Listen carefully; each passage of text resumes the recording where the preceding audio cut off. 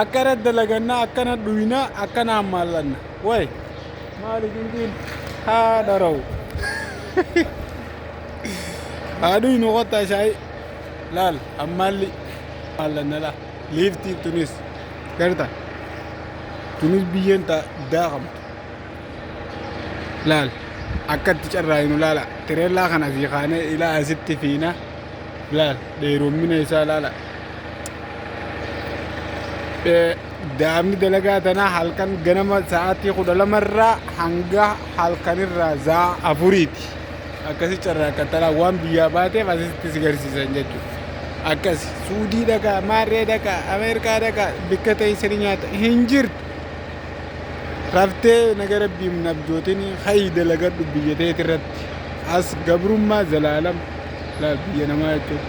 Garuu dalagattee itti yaaddee karoora qabaatte isaanii baatte. Akkas biyyatti ciistee nyaattu hin jirtu. Gabbee dalagadhu biyyatti carraaqadhu, akaafadhu, daldaladhu, qotadhu.